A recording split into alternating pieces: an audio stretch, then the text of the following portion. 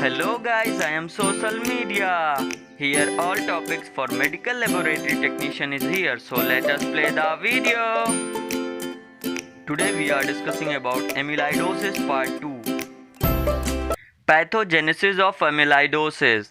Guys, in the previous video means part 1 video, I was deliver history, introduction, types of amyloid and characteristics of amyloid and classification of amyloid. If you don't know, then you watch my previous video, which is part 1. In this video we are describing you pathogenesis and special stains and laboratory diagnosis. So let us start. Amyloidosis results from abnormal folding of protein which become insoluble, aggregate and deposit as fibrils in extracellular tissues. Guys, here is saying about amyloidosis occurs when there is abnormal foldings of protein. Then they become insoluble, aggregate and deposits as fibrils in extracellular tissues. Guys, there is a question, how abnormal folding of protein can become insoluble? So guys, I tell you something about that. The abnormal folding of protein are soluble protein.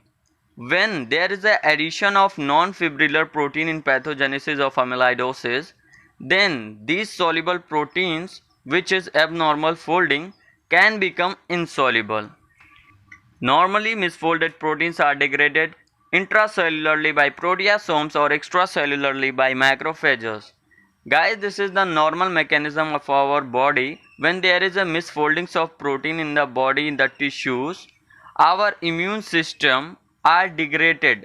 If misfolding protein occurs in intracellularly, this degradation done by proteasomes, or when there is misfolded proteins occurs in extracellularly, then there is degradation done by macrophages. But in amyloidosis case, the quality control mechanism fail. Guys, when there is amyloidosis occurs in the body, the degradation process which is done by proteasomes or macrophages is fail. So here is written that when there is amyloidosis, the quality control mechanism means degradation process by our body is fail. So there is rise in level of precursor of fibrillary protein AL in primary and SAA serum amyloid A protein in secondary form.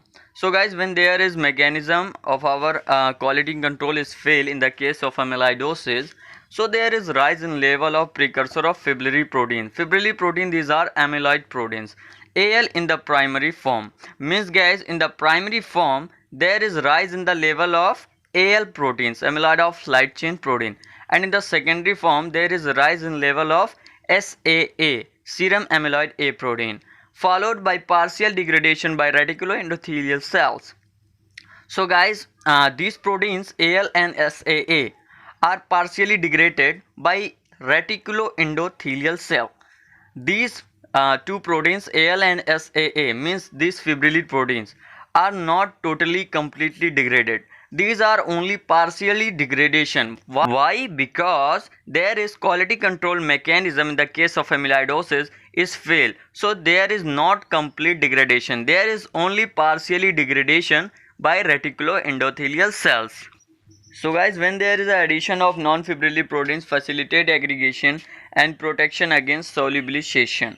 When there is a addition of non-fibrillary proteins, they facilitate the aggregation process and protect the fibril proteins, amyloid proteins against solubilization.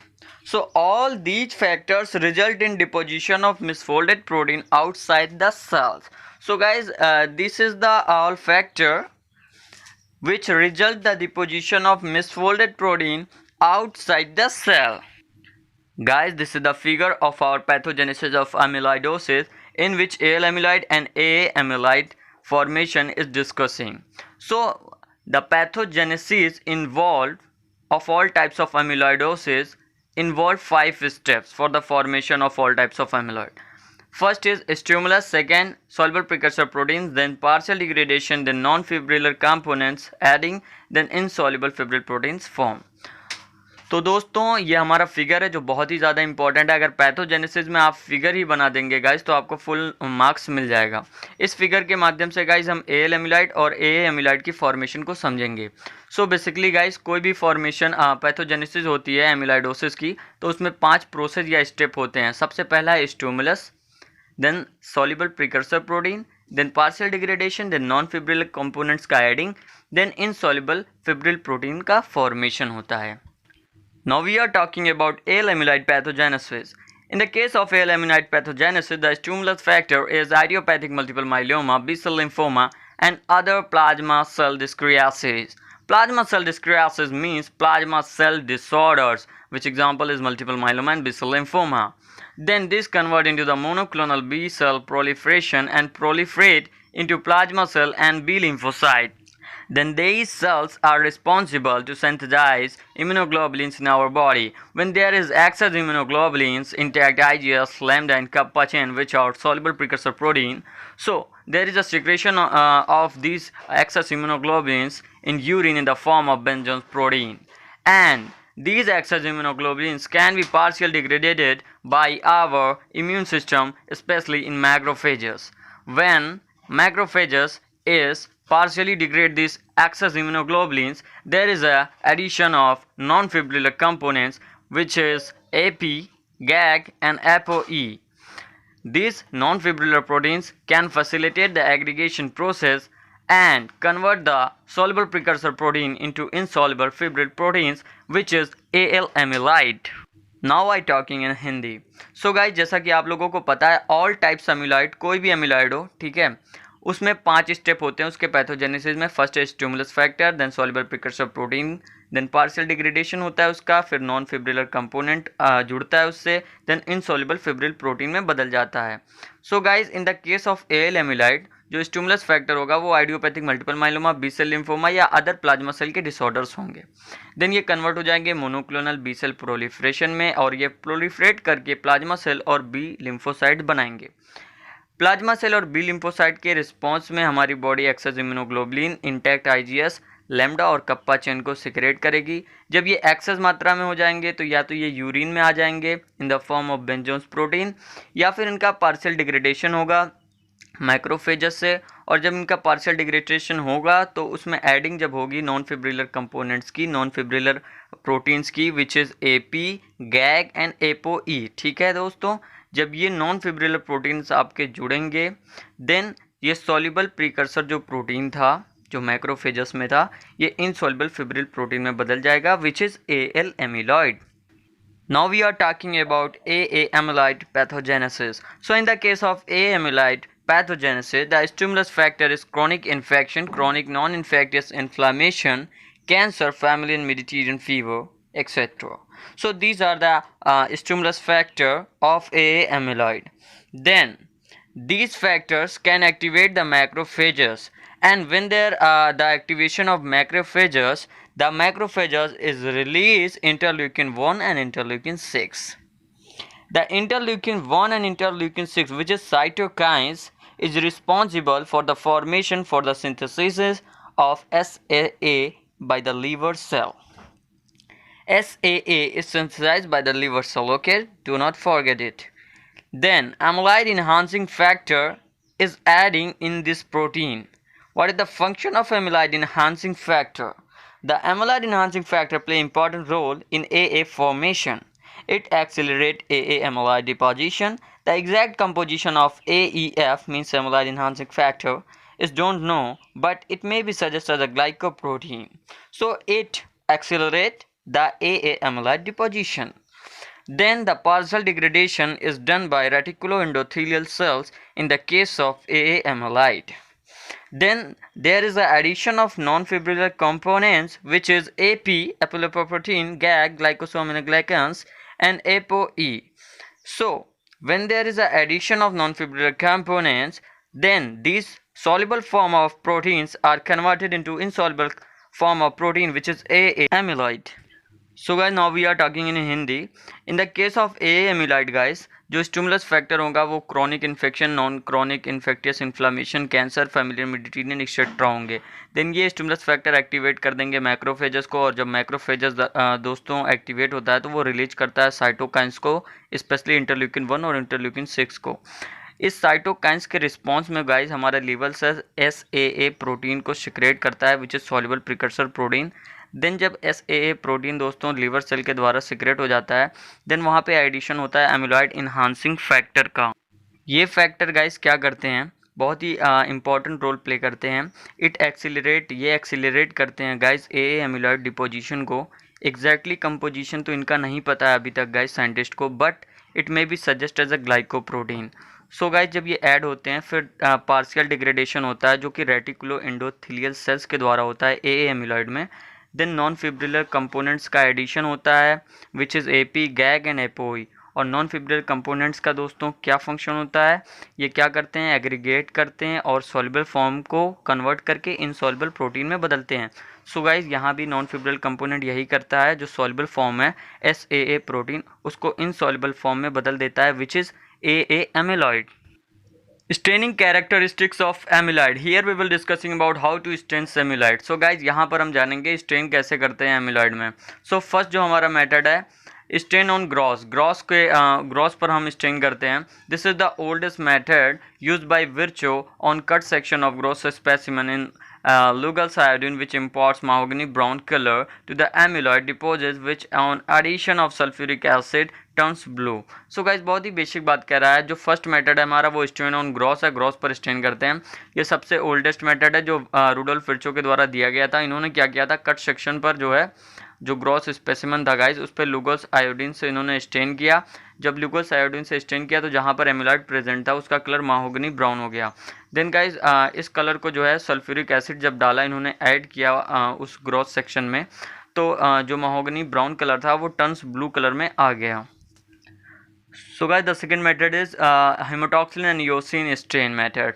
In routine histological section, hematoxylin and eosine stain amyloid is appears as amorphous eosinophilic hyaline extracellular substances. Guys जब दूसरे method में हम haemotoxin और eosin stand करते हैं तो amyloid जो है अपीयर्स होते हैं amorphous eosinophilic hyaline and extracellular substance की तरह दिखाई देते हैं। However, all proteins are stained pink by eosine and thus this stain is not specific. Guys कह रहा है जो हमारा हीमोटॉक्सिन और eosine स्टेन है इसमें सभी एमिलॉइड जो भी एमिलॉइड प्रोटीन्स होती हैं वो सभी का कलर पिंक हो जाता है eosine के द्वारा, और इसीलिए हमारा HE स्टेन गाइस स्पेसिफिक नहीं होता है फॉर द डिटेक्शन और for the diagnosis of all types of amyloidosis. Third method is Congo red and polarized light method. This method is very important and specific. Why I tell specific, I tell you later.